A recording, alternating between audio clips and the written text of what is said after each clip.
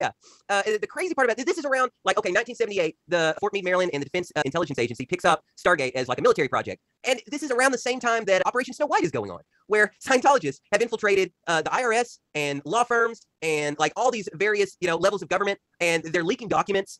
Apparently, I think it was John Attack who wrote that the reason why they were leaking the documents was mainly just to cover their tracks. Because if they just stole Scientology documents, then it would be easy to figure out who's stealing the IRS documents about Scientology's tax debt. The Scientology is. No, but if you steal like, all this interesting stuff and leak some of it to the press, and meanwhile you're also like in the senator's office, or you're a janitor cleaning up at the IRS, and like literally it was the largest domestic spying operation in the United States that we know of. And around the same time as that's going on, Scientologists are running the CIA lab at SRI. I don't think that's like you said, and this is like a whole point we could get off on, about being careful about connecting the dots, because there's a lot of different ways to connect the dots, and sometimes they come up with different images once you connect them. And moreover, connecting the dots involves people, and people are complicated. So here's a guy I recently interviewed, and I really enjoyed talking with him, Nick Cook. So Nick Cook just wrote a biography about Ingo Swann, and he met Ingo Swann on several occasions, and he also has close connection with the family. Well, if you look at Ingo Swann and who he is, it puts a different spin on this whole story.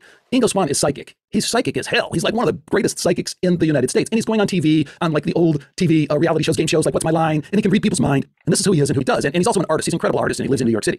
He is recruited by SRI because of his psychic abilities. And sometimes people get this wrong, and they think, well, what is remote viewing? And they're using Ouija boards. And I heard you on Opperman. I love Ed Opperman, but he's a tent revival Christian kind of. That's his locked into that worldview. And Ouija boards. What about Ouija board? Oh, Ouija board suggests that there's some ability to connect with this extended realm in some way. Well, start nailing down what that means, what that extended realm is, who is in that extended realm, how are they interacting. Just don't paint it with this Sunday school Christianity. Oh, there's Satan and there's Jesus and Jesus loves me. Oh, you just got to start with terraforming. You got to go all the way down and get to the ground, and we don't know what that is. Back to Ingo Swann. Ingo Swann is psychic.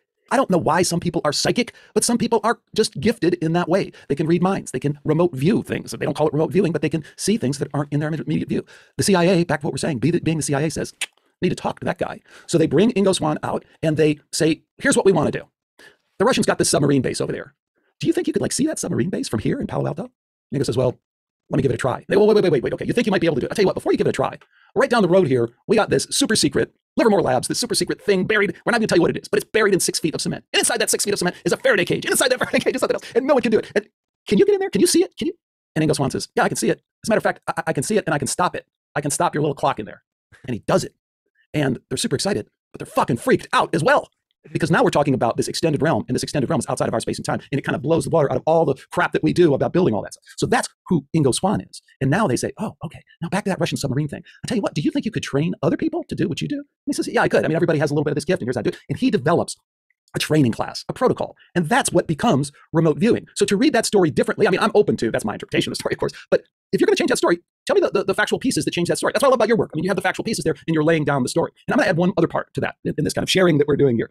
The other super interesting guy in that to me is, and I've told this story before on the show, so it might get boring for some people, but is Joe McMonagle. And you've heard of Joe McMonagle. Oh, yeah. Psychic spy number 001. But what a lot of people don't know about Joe McMonagle is the reason he comes to SRI is because he has a near-death experience. And the reason he has a near-death experience is because he's a fucking spy. He's on our side. He's working on the border of East Germany and West Germany. And as he tells the story on my show, I interviewed him, he's in a restaurant that is kind of a known hangout for spies. This is like right out of a movie or something. But this is how he tells it. He's having lunch, dinner, whatever, and he starts grabbing his throat, just like in a movie. He's being poisoned. He immediately tries to leave the restaurant. He staggers and falls. A couple of his intelligence buddies come and grab him, and they put him in a Jeep. At this point, McMonagle dies. If you don't know about near-death experience science, you might go, well, he didn't die because he came back. No, he died. That's what we call it. That's what medicine calls it. But after your heart stops beating for a couple minutes and there's no blood to your brain, we call that death. And we might hypothesize about how that's not really death, but then that raises a bunch of questions about what is this extended realm? In our realm, that is death. That's what we've always called it to be death. Joe now, though, back to our story, is outside of his body, looking down at the Jeep as it drives frantically through the East German, West German border trying to find a hospital. And they call ahead and they get an ambulance and they transfer him to an ambulance and he gets in the hospital and they're able to save him.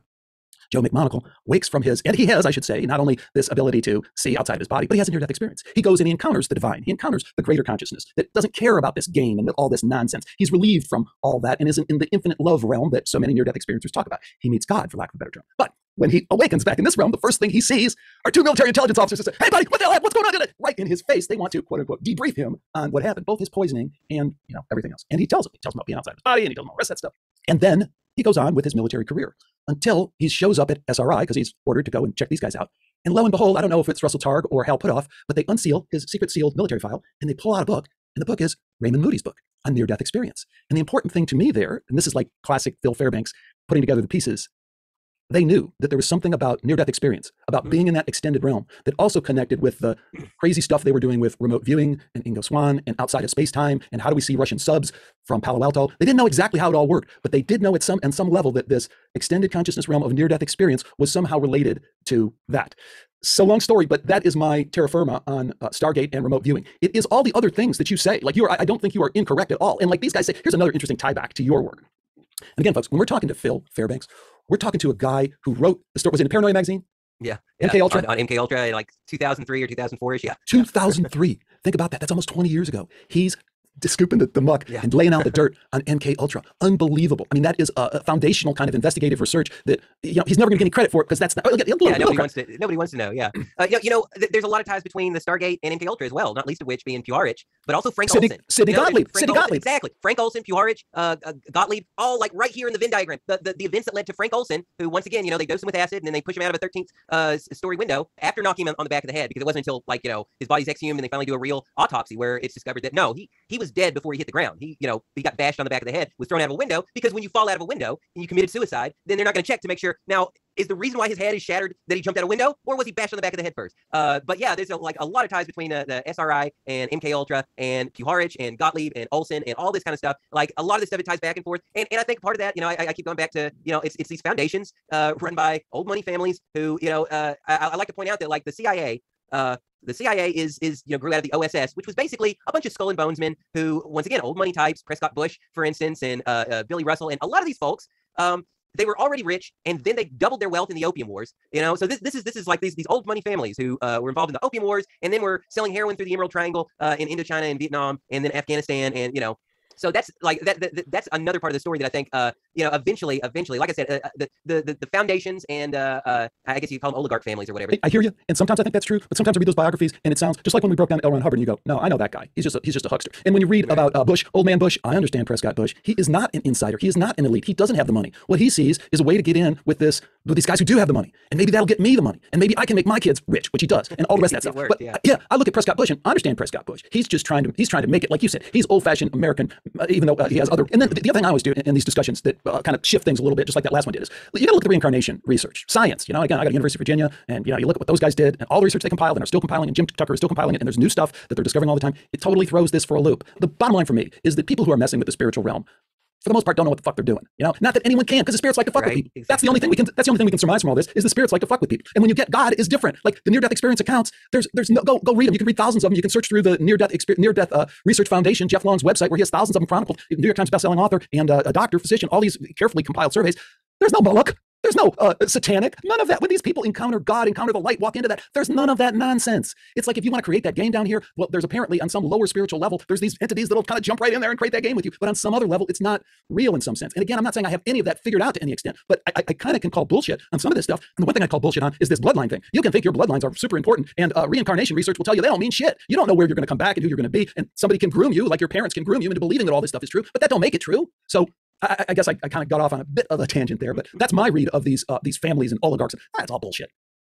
Regardless of whether, they say you can't take it with you. If that goes for your consciousness and your lineage or whatever, then so be it. But I don't know, for whatever reason, even if it's not so much, even if it's more about, perpetuating their thing, that thing that they're a part of, which for whatever reason, it makes no sense to me why, like royalty, like literally it's, when you think about it, like, it's like, okay, let's find the most inbred people in Europe and we'll just put them in charge of everything. Because like, honestly, like it's royalty. The reason why the royals tend to have hemophilia and polydactyly, why is that? It's because they only marry their cousins, I don't know. It makes no sense to me at all. But I believe there's some reason for it. Well, the reason for it is that they believe it to be true, So, and this was I kind of hammered so hard on the Christian thing. It's like there's millions of people, hundreds and hundreds of generations who have found inspiration from the life of Jesus. Well, does it matter that life isn't historically accurate? In some respects it does, and in some other respects it doesn't, because our connection to this spiritual realm is misunderstood by us because it has to be. We are not in the position. We are the dog. I got a dog who's at the window. She wants to go for her walk. She is incredibly empathetic on a number of levels, and it probably can process information and can smell things, all this, but on another cognitive level, she just cannot process things the same way that I can. This is what people tell us about being in the extended realm all the time. They say, I knew the answers to everything, and then when I came back here, I didn't have them anymore. So does it surprise me that people can follow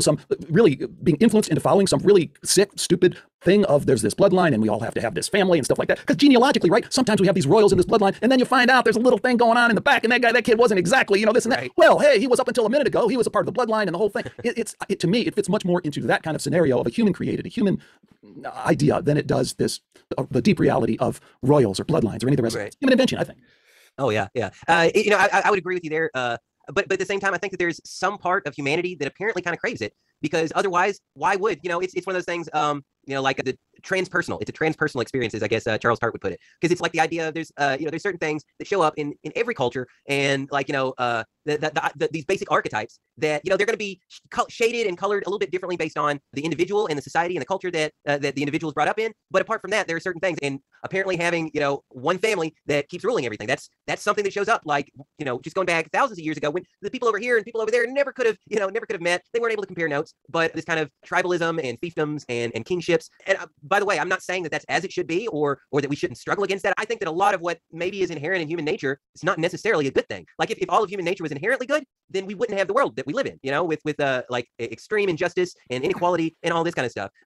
But then on the other hand, like I think that there's like some part of it, like I think that there's some kind of an explanation for it. But once again, I think it's probably archetypal and metaphorical for the most part. That's one of the reasons why whether it's religion, mythology, folklore, or whatever, I think that there's some things that you can't speak plainly about. And that's where poetry and art and religion, they sometimes fare better than a simple equation. Why do you keep throwing religion in there? Why isn't religion better understood as a mind control social engineering project? Same way that you said that the intelligence organizations, it doesn't take long to build the playbook. You start finding certain things that work. Trauma works, group love, group community, our need to be a pack, these things work. Well, why doesn't that just explain religion? In a way, because I'm with you on poetry and art and transcendent experiences that we have that can do that. And I believe that you can attach a transcendent experience to religion. But to me, the idea that I'm going to put together a book and become your spiritual intermediary and tell you that you cannot understand your experiences unless you come through me, that just sounds like good old-fashioned, hokum to me. And beyond hokum, it sounds like in coercion and ability to control people in order to gain an advantage. I can see why you would think that. And I completely get why some people are turned off of religion, and especially like, for instance, Christianity. And I certainly wouldn't try and pretend that a mass of evils hadn't been done in the name of Christianity. In fact, the majority, maybe even, of what's been done in the name of organized religion, most of it's not good stuff. Like I'll go ahead and concede that right there. But it's whether you want to call it religion or whatever. But when cavemen first found some kind of mushroom, and then all of a sudden felt like putting some berry juice on some walls, and next thing you know, there's art there. And I believe that art and communication and language, I believe that they were all kind of tied together. And like the word religion itself, re legare, to bind back together again. I think that's what religion should be. Then again, like I said, as far as organized religion, yeah, in most cases, organized religion subverts that natural desire for, like you said, transcendence and connection with the divine or eternal or some higher level, which, even Kurt Gödel showed us that even math is incomplete. Even our number system, like there are some inconsistencies, and you have to go to a higher level, and then that one's going to have inconsistencies, and it's just infinite regression from there. I know I'm kind of hammering on the religion thing, but I can't let go without this story. So I'm interviewing this guy, Jürgen Ziva, unbelievably fantastic. I love this guy. One of the most gifted out of body experience travelers, if you will. He's written this book, Multidimensional Man, and he's just has this ability to leave his body and enter into these extended realms in a very, very amazing way that he can bring back this information. Anyways, he's telling me the story about his trip to Greece, and I don't know if you've ever seen this monastery in Greece that's built on this little island. And it's this tiny little island, and they built this huge fortress because, this carrying the light of God is not easy, and there's people who are going to attack you, so you got to have a fortress in the monastery. And you walk up, if you ever see a picture of it, you have to walk up this trail of miles, up and up and up and up the mountain, and he does that. And he gets there, and there's all these Greek Orthodox, which was I was raised Greek Orthodox. And there's all these people there who are trying to have some kind of experience, some kind of connection. But they're not allowed in the monastery. You can only go like to the gift shop kind of thing. Lo and behold, one of the priests leans over and sees Jürgen. He says, come on in, come on in, come on in. Gives him this special kind of treatment. There's something going on here, right? So he brings him into this room. And first they connect and they talk, and they're just like, they like each other, and they talk and they have this thing. And then he says, hey, I want to show you something.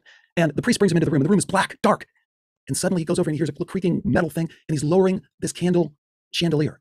And as the chandelier comes down, the candlelight reaches and it shows this icon of, I forget, it was some saint, Virgin Mary, I don't know. Jürgen says, it was an unbelievable, ecstatic experience. Tears were dripping down my face. I felt in my heart the love of God just burst through me, and I was like shaken to my knees. And the guy pulls the chandelier up, and it's dark again. And he goes, oh my God, that was such an incredible experience, da, da, da, da. So he comes back the next day, Jürgen does. He wants to see this guy. He wants to kind of rehab that experience and just kind of understand it at a deeper level. And he says, hey, I want to go see Father Philip or whatever the guy's name is. And he goes, what are you talking about? No, you can't get in here. And then suddenly Father Philip comes in and goes, oh no, that's my buddy. And he lets him in. He goes, I was thinking about that experience. I want to know. And he goes, okay, I'll take you to another room. So he takes him to another room. Same thing, completely dark, lowers the candles. Again, he has this ecstatic experience, this connection with Christ consciousness, this connection with the love of God. It is complete. It is all-consuming, outside of space and time.